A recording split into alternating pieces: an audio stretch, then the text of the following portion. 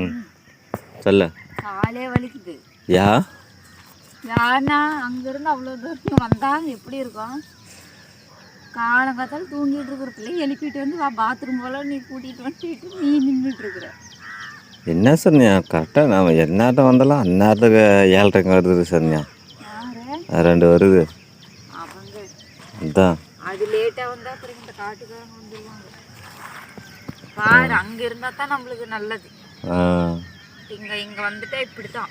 இல்லை லெட்டின் போட்டுடலாம். இது நம்ம கொஞ்சம் காசு இல்லை. நீ போட்டேன்னா அப்புறம் அங்கெல்லாம் ஒரே இது பண்ணிடுவாங்க.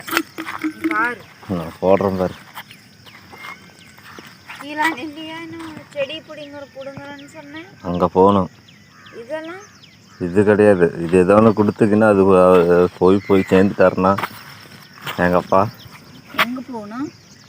கீரை நெல்லி செடியா தேடணும். அங்கே கரடிக்கிட்டு தான் போகணும்.